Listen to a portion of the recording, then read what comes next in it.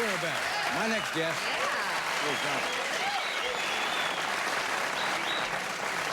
My next guest is a very amusing gentleman. He is a keen observer of all the foibles of life. He has a wry outlook and author of several books. A new one out in the spring called With All Due Disrespect.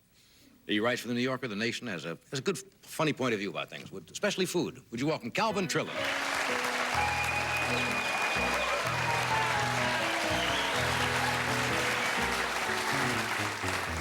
I mentioned food. Last night we had a gentleman on, Justin Wilson, Louisiana Cajun cook, and he made some stuff. And I understand you were, I guess we had a leftover from last night? Well, it was out there. Yeah. And a lot of natural disasters here in California. You could have an earthquake anytime. Or so you wanted to make sure that... mudslide. Well, it's silly to have it go to waste. So yeah. Yes, I ate it. I like alligator a lot. It's what it was, an alligator, yeah. something like that. I took my little girl once to a catfish festival in Florida. She's a very picky eater, and she wouldn't eat catfish. But also, we went to a wonderful restaurant that had what they call a swamp critter special, which was gator and cooter, which is soft-shelled turtle, right, and frog legs.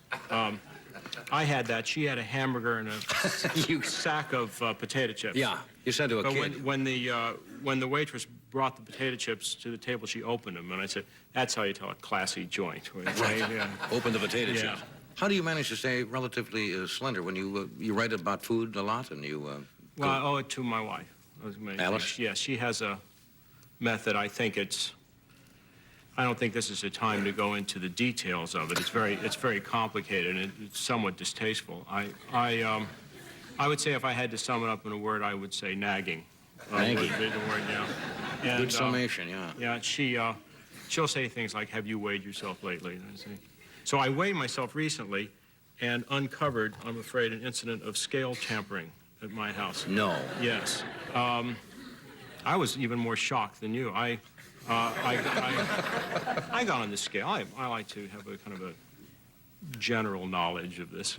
So I said, this scale has been tampered with, tampered up.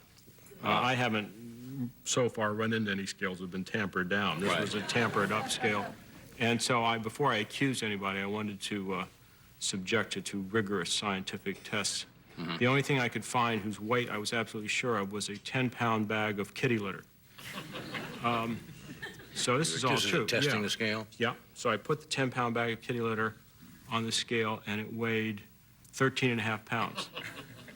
So I confronted Alice with the evidence. Mm-hmm. Said, this scale is heavy. It's 3.5 pounds heavy. She said, it evens out at the higher weights. This is what really she I like really the logic. Said. That's good logic. Yeah. So now when she says, have you weighed yourself lately? I said, no, but I weigh the kitty litter daily. So, good idea. Good idea. Somebody said you were in France recently? Yes, in the summer. We were in. Yeah. Yeah. Do you get along over there? Do you like it? They're not like us, John. Yeah, I noticed that. Yeah. No, they carry dogs. Have you ever noticed that? The French carry dogs. I don't mean they carry dogs like if your dog has a hurt leg, you carry him over to the vet. I mean they walk around with them under their arms.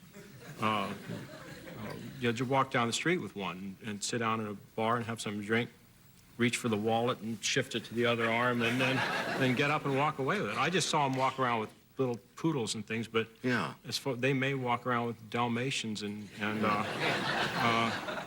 could be when they want to walk with maybe an Irish wolfhound, they might call a friend to hold up the other end. So I don't know. I think there's what they call a cultural lag there. I can't get real close to a dog carrier like that. I can't. I don't think they're the same. I think that's one of the problems with getting along with these people. You know, they're the English, for instance. I found as many times I've been to England, you know, they talk funny, and I couldn't. One of the things they end their sentences with a question. So if you said, "Oh, I don't know the details of the new tax plan," and I would say, instead of saying, "You'll have to read the report," they'll say, "You have to read the report, won't you?"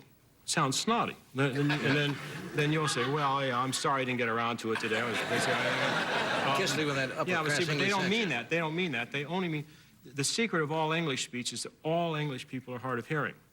So they ask that little question at the end just to make sure you heard. Right. That's why they say, I say, at the beginning a lot.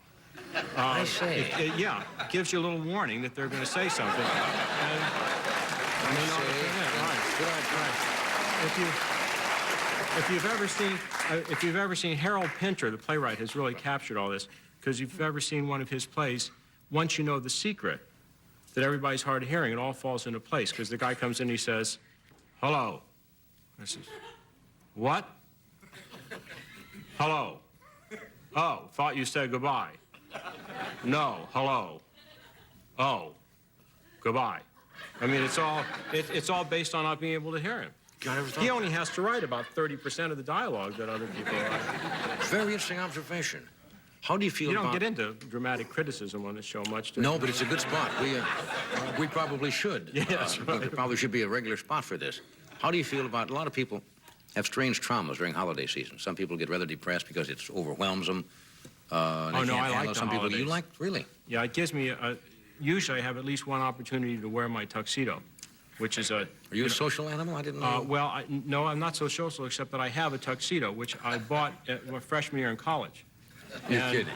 Yeah, I divided the number of times I'd have to wear it by the amount of, what it costs to rent one and the price, and I came out better to buy one. And I hadn't even thought about wearing it after I was in college. So now, last New Year's Eve, I think it cost me something like 55 cents to wear my tuxedo. You're amortizing I'm it? amortizing it over the years. Yeah, You try to rent a tuxedo for 55 cents these days. You can't do it. And they don't change that much. No, I do get occasional odd glance at my tuxedo. People tell me I should be very proud of being able to wear something I wore in college, which is true. I would be prouder if I didn't have reason to believe that the pants of my tuxedo are actually Joe LeBeau's pants and not my pants. He was a classmate of mine, So you're not... rather rotund classmate, and I have reason to believe that we got each other's pants at one point, and he refused to give them back. It's a little irritating when I step into these tents every New Year's Eve. Then I think of Joe LeBeau trying to get into my pants. It makes my holidays. Yeah, it really makes it. Yeah. We're going to take a break. We'll be right back. Joe LeBeau.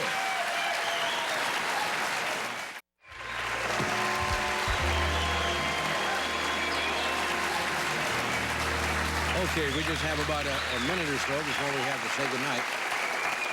Very briefly, are you working on anything political now for the nation? I'm trying to stay away from politics because I'm having, they're having identification problems there. They don't know what is supposed to be one of my jokes and what's really happening. I wrote a thing the other day about how Reagan thought the Polaris was a denture cleanser. And say, hey, where'd you find that out? And I said, I made that up. That's not real. They can't separate the... No, it's hard. I mean, they thought it was one of my jokes when he said that the missiles would come back from a submarine. Right. His joke. It wasn't my joke at all. I don't know. You see, they're too close to it. Thanks for being with us tonight. Thank you. Have a nice night.